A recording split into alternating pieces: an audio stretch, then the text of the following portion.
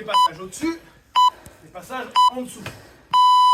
Et il nous est dit, dans les passages, il y en a un qui est classique, qui s'appelle Forando. D'accord? Il a plein de formes. C'est un passage d'au-dessus en contrôle. Où il y a leg drag. D'accord?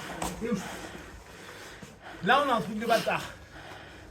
Dans le sens où, ici, c'est un peu un Torando et potentiellement un leg drag. C'est un passage de garde d'au-dessus avec percu. Là, ça me fait mon Torando, ma percu pour m'assurer que je passe ma garde. C'est un passage de garde. Ok? Et ce que disait Dab, il dit ouais, Dab, on va rentrer en contact. On crée de la pression. Et là, vous regardez, c'est un passage en dessous. Je peux te taper dans Et vu que je fais du silat, je t'aurais fait ça avant. D'accord? Et après, en même temps. j'aurais pris les orteils comme ça, clac! Ça fait remonter jusqu'à ma gorge. Exactement. Donc, quand on est là, on pense à ça. Ça, c'est l'équivalent d'un Torando.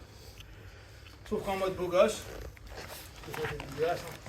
Ça ressemble à ça. Je l'insère, je reviens, je passe.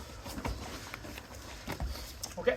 Je ne vois pas que tu mettes mon pied comme ça, non? Ouais, bah, je vais l'avoir ici, mais là, c'est pas sans les cuts.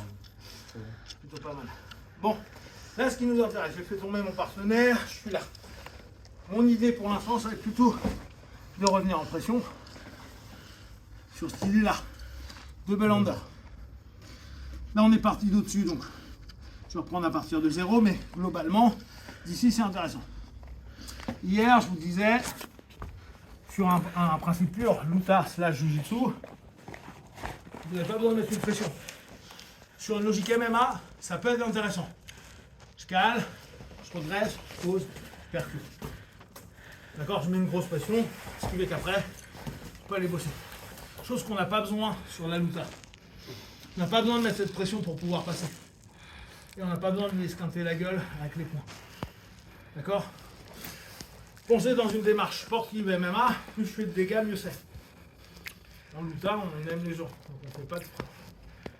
D'accord? Donc on reprend à partir de là. Et il est le dorsal. Il a ses crochets en interne. Première chose à laquelle je dois penser, je dois récupérer une grille pour être en intérieur. Il est fort à ce niveau-là, là déjà un peu moins, comme on a pu le voir avec David. Là, tente de me scruter. Là? Ouais. D'accord? Il est obligé de revenir constamment au centre. Sinon, bah, ça ne marchera pas. Donc, j'ai pas ce problème. Sur une phase MMA, je pourrais un peu shooter. Sur une phase russe, je pourrais mettre des coups de tête. Ou surtout, mettre un coup de tête, me lever, me casser. Ma tête, justement, j'utilise le au centre, je pose. Je pose, ramène mes hanches pour contrôler un petit peu ici. On revient à la problématique d'hier. Mettre des crochets là, dans la réalité de combat, ça ne marcherait pas. Parce que s'il met ces crochets là, vu que je vais passer là, ici, j'ai tué. Et là, je peux même carrément passer notre truc old school de Luta. On passe sans aucun problème. D'accord?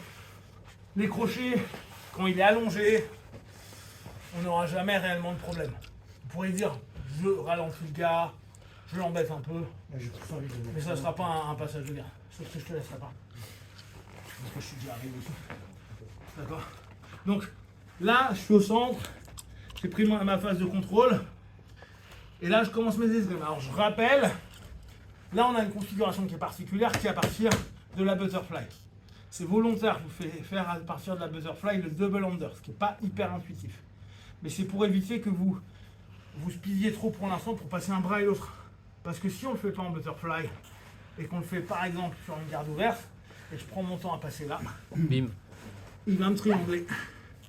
D'accord? Donc pour l'instant, je préfère que vous ayez bien l'idée de je suis à l'intérieur. 1, 2, je décale un peu, je reviens. Et là, regardez, je suis loin. Mon idée est d'avoir mes épaules au niveau de ses genoux. Je ramène mes deux mains. Bah là, je le fais lentement, mais normalement, je vais être un peu énervé, tu vois. Donc là, je vais remonter tout en souplesse. Je mets, je cale. Ça, c'est super old school, mais ça nous permet de bien comprendre l'angle dans lequel je vais. Et d'ici, je répète ce que je disais hier, vous n'avez plus besoin de mettre de pression sur le partenaire. Vous n'avez pas besoin de le mettre comme ça. D'accord? Vous pouvez. Mais là, sur ce qu'on bosse, ça ne m'intéresse pas. Là, là. Ma main, diagonale. Si j'ai des petits bras, intérieur. Et là, j'arrête de pousser là. Regardez, j'ai peu de pression. Je tourne autour de mon coin. Je veux pas que vous travaillez avec la pression sur les jambes. Je veux que vous travaillez sur le travail de déplacement. D'accord? Mon bassin au niveau de ses hanches. Pardon, au niveau de son coude. Et je monte son coude. D'accord? Sur du MMA, je pourrais taper. Pour prendre ma montée. Alors, hier, j'ai vu des gars qui montaient là et après prenaient 100 kg. C'est con. Est-ce que vous êtes monté là, autant prendre la montée. Donc, je monte ici. Après, bah, c'est facile. Vous prenez votre petit pied, vous passez de l'autre côté, vous montez. On est en MMA, montez haut, tapez un peu. D'accord? Donc, on rebosse vraiment ça. Je suis ici, je suis là. Comme d'habitude. Le hooké est toujours l'élément le plus important de votre entraînement. Il faut que le hooké ait des vraies réactions. Vraies réactions. Ça ne veut pas dire qu'il est en mode combat, il s'oppose à tout. Il va avoir une réaction de combat. Mais pas une opposition de combat. Ok? Il réagit en ne laissant pas son corps flat au sol. Il réagit en ayant quelque chose de cohérent à offrir. Mais vous n'êtes pas en train de lutter. Là, il a eu une super bonne action. Il a décidé de mettre ça là, ce qui est très cohérent. Hein. Moi, je ne veux pas, je passe.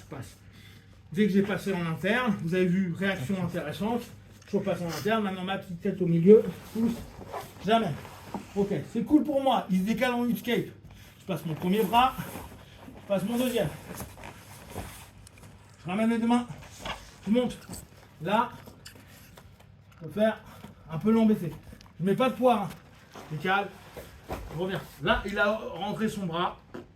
Bon, ce coup-ci, je ne vais pas pouvoir le prendre comme ça. Éventuellement, si je vais jouer avec son coude pour les plus avancés, je vais m'amuser quand je suis là à rentrer en interne. Hop. Et après je repasse et je repasse en externe.